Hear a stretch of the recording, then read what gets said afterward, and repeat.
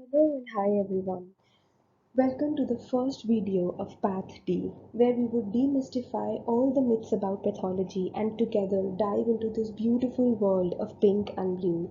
I am Dr. Shubhika Sachdeva, MBBS MD Pathology, and I would try my best to simplify this difficult subject for you. So the first series that I'd be discussing is cell death pathways. We would take each and every topic in a separate video. So the video for today will be on apoptosis. Apoptosis basically comes from a Greek word which means falling off. What does it mean? It is a type of irreversible programmed cell death which is induced by a tightly regulated suicidal program in which the cells that are destined to die, they activate certain intrinsic enzymes, and these enzymes degrade the cells, its DNA, its nuclear and cytoplasmic proteins, leading to the formation of a plasma membrane bound fragments called as apoptotic bodies. And these apoptotic bodies are further again recognized by phagocytes or macrophages and are eliminated from your body without eliciting an inflammatory response. So what are the causes of apoptosis? The causes of apoptosis can be rightly divided into physiological causes or pathological causes. So what are the physiological causes? Physiological apoptosis is basically a normal process. Now you would wonder that why would your body try to eliminate your own cells? This is because it eliminates cells which are no longer needed in order to maintain a constant population of cells in your various tissues. So what are the examples? Examples include removal of supernumerary cells during development or involution of hormone-dependent tissues, for example, endometrial breakdown during menstrual cycle or ovarian follicular atresia in menopause or regression of lactating breast after weaning. You can also see physiological apoptosis where the body is trying to eliminate potentially harmful self-reactive lymphocytes in order to prevent autoimmunity so that your own cells don't act against your own body, or death of host cells that have served their useful purposes. For example, neutrophils, when they have dealt with the infection that they were supposed to deal with, they are no longer needed in the body, so they are eliminated by apoptosis. So what are pathological causes? So, what are the pathological causes? First of all, when would pathological apoptosis take place? It would take place when your body would want to eliminate the cells which are beyond repair without actually eliciting a host reaction. So, when do you see that? You see that in case where the patient is receiving any radiation or cytotoxic drug which is leading to severe DNA damage, those cells are beyond repair. They cannot be repaired. So your body will induce apoptosis in those cells and eliminate those cells from our body altogether itself. Or when there is accumulation of misfolded proteins, or apoptosis can also be induced by infections such as viral or adenovirus or HIV or via a host immune response. So having dealt with the causes of apoptosis, that why does it happen, now we are going to dive into the how does it happen. So what is the mechanism of apoptosis? So, apoptosis basically happens by activation of certain enzymes called as the caspases. What are caspases? Caspases are basically proteases which have cysteine at their active site. And like any other proteases in the body, these enzymes are also present in inactive proenzyme form. So these have to undergo an enzymatic cleavage after the aspartic residue in order to become active. So there are two phases of apoptosis. First is the initiation phase where these caspases become catalytically active and they unleash a cascade of other caspases. And finally is the execution phase where the terminal caspases trigger cellular fragmentation. So we are going to deal with each and every phase individually.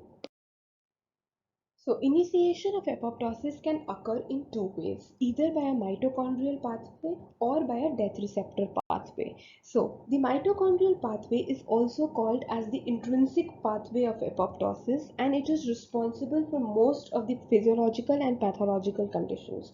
how it is triggered. There are different factors under which each pathway is triggered. So the triggering factors for mitochondrial pathway is lack of growth survival signals, or DNA damage in form from, it can occur from irradiation, toxins, or free radicals, or protein misfolding leading to ER stress. So the second pathway is the death receptor pathway, and it is also called as the extrinsic pathway of apoptosis. This pathway is basically triggered by engagement of plasma membrane death receptors. Now you would ask, what are the death receptors? Death receptors are members of TNF receptor family which have a cytoplasmic domain which is involved in protein to protein interaction. We would discuss this further in subsequent slides. The mitochondrial pathway of apoptosis. Before we actually dive into the full cascade of how it happens, there are certain family of proteins that we need to be aware about in order to understand the pathway better. So the first is your anti-apoptotic proteins. Second is pro-apoptotic proteins, and the third is regulated apoptotic inhibitors. Anti-apoptotic, as the name suggests, something that is preventing the apoptosis from happening. So what are the principal members of these group? BCL2, BCLXL, and MCL1 are the three principal members of this group, and they are present on the outer mitochondrial membrane. Their function is to keep the outer mitochondrial membrane impermeable so that nothing seeps out of it. The pro-apoptotic proteins. Pro-apoptotic, as the name suggests, something which is letting apoptosis happen. The principal members of this group include BAX and BAC, and when these proteins are active, they make the outer mitochondrial membrane permeable so that the proteins from the inside the mitochondria can seep into the cytoplasm. Then regulated apoptosis inhibitors. The principal members of this group include BAD, BIM, BID, Puma, and Noxa, and these possess only one BH domain, and therefore they are also called as BH3 only proteins. Now, as the name suggests, regulated apoptosis inhibitors. So main function of these proteins is basically regulation of apoptosis, and upon activation and their upregulation, they initiate apoptosis. Coming on to the actual pathway, how does it happen? Before that, when we have a viable cell, that cell is receiving good growth signals, the growth factors are working, so we know that apoptosis should not happen. In that case, your anti-apoptotic proteins will be active. BCL2, BCLXL, these will be working very nicely. When these will be working, their function was to keep the outer mitochondrial membrane impermeable. When this membrane is not permeable, the cytochrome C which is present inside will not seep into the cytoplasm, and when this will not seep outside the mitochondria, there will be no apoptosis taking place. What happens when there is damage? There is DNA damage, there is lack of growth signals. We read that your regulated apoptosis inhibitors are sensors of that cellular stress that is happening. So there will be activation of BH3 proteins, and these proteins will undergo certain post-transcriptional or post-translational changes. When these proteins become active, they directly activate two very important pro-apoptotic proteins, that is your BAX and BAC. So here the BAC and BACs are becoming active. When these pro-apoptotic proteins are active, they are making your outer mitochondrial membrane permeable. They are making pores into that membrane, and because of that, the cytochrome C which was present inside the mitochondria is coming outside into the cytoplasm. And when this cytochrome C comes into the cytoplasm, it binds to something called as AFAP1. What is this AFAP1? It is apoptosis activating factor 1. And when this cytochrome C and AFAP1 bind together, they lead to a formation of a complex called as the apoptosome. This apoptosome is a multimeric protein, and this will in turn go and activate caspase 9. We discussed earlier that caspases are present in inactive proenzyme forms. So this procaspase 9 will undergo its cleavage by the apoptosome, and it will become active, leading to release of caspase 9. And this caspase 9 further will trigger a cascade of caspase activation and lead to the activation of certain caspases in the execution phase, which we'll discuss further. Now, there is another concept called as inhibitor of intrinsic pathway of apoptosis. See, the mitochondria will have protein C, but also there will be certain physiological inhibitors of apoptosis inside the mitochondria that are present, that for example SMAC or diblo.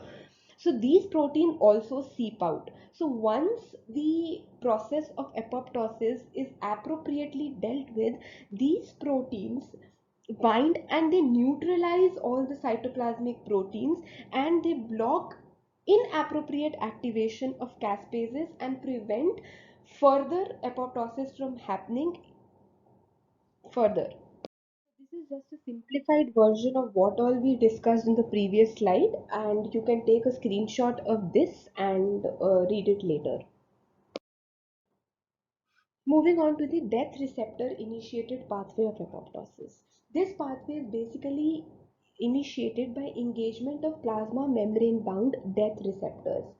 As discussed before, these death receptors are members of TNF receptor family, and they have a cytoplasmic domain. Okay, so this cytoplasmic domain is what is very essential for delivering apoptotic signals. So every death receptor will have a receptor ligand. For example, if TNF receptor 1 has a receptor ligand of TNF, CD95 has FAS-L, and death receptor 4 has receptor ligand as trail. We are going to understand the entire process by the example of FAS-L. So FAS-L, that is CD95, is normally present on your T cells. This FAS-L helps in recognition of your self antigen, so that your own lymphocytes don't act against yourself. So what happens in this case is that the death domain, the receptor ligand as FAS, 2-3 molecules of FAS come together and bind with FAS-L, and the cytoplasmic domain of this FAS will form the binding site for FAD. What is FAD? FAD is FAS associated death domain. This basically forms an adapter protein. As your FAD is formed, it activates procaspase, and it initiates a catalytic response on procaspase 8 and cleaves it and forms active caspase 8. This caspase 8 further will go and it will activate certain executioner caspases, leading to apoptosis. So now, what are the inhibitors of extrinsic pathway? The protein called as FLIP is the inhibitor of extrinsic pathway of apoptosis. What this FLIP will do, this FLIP will go and bind to procaspase 8 and it will block FAD. Once FAD is blocked, caspase 8 will not get activated, and therefore the further reaction of apoptosis will not take place. Now, once the apoptosis is initiated by either of the pathways, whether it is intrinsic or extrinsic, it will converge into a common pathway and lead to the final phase of apoptosis, known as the execution phase. So, from either of the pathways, either by caspase 9 or by caspase 8, they will come and activate caspases 3 and 6. So caspases 3 and 6 are executioner caspases.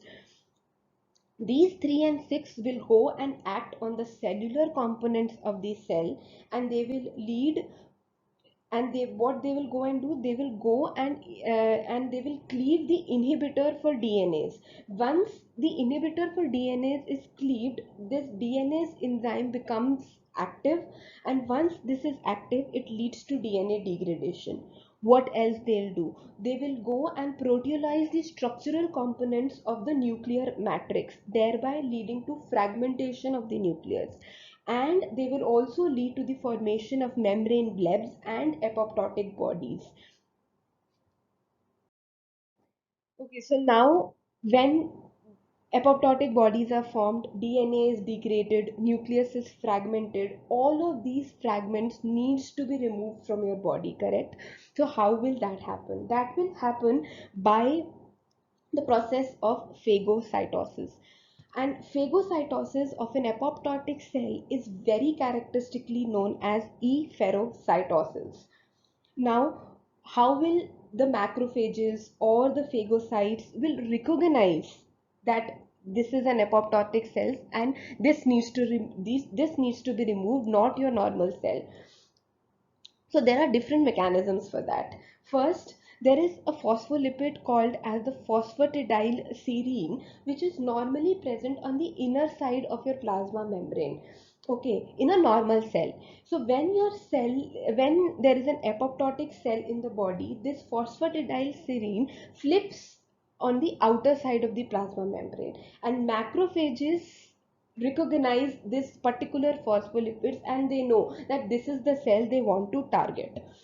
Another mechanism is that apoptotic cells themselves will secrete certain soluble factors that will recruit macrophages to them. And yet another mechanism is that apoptotic bodies gets coated with natural antibodies or complement proteins, particularly C1q, and those are recognized by phagocytes and macrophages, and therefore these cells are then engulfed by the macrophages and are eliminated from your body without actually eliciting a inflammatory response, and all this process takes only several minutes. Okay, so now you know that how it happens. Now we need to learn that what will you see under the microscope? How will you recognize that this is an apoptotic cell and this is not a normal cell? So your cell will become small in size. There will be shrinkage of cells. The cytoplasm will become very dense eosinophilic. Eosinophilic means it will become very pink, and there will be condensation of chromatin. This is a very characteristic feature. So here you can see this picture has been taken from Robin itself. You can see the cell size is gone very small. You see the cytoplasm, how pink it is, and the nucleus in between. You can see the fragments of dense nuclear chromatin that is there. So this is how you recognize an apoptotic cell. So so that's all for today. I hope you enjoyed my video and I was able to make your concept a little bit more clear than they were before. Please don't forget to like, share, and subscribe to my channel. Hope to see you next time in another video soon. Bye bye. Take care.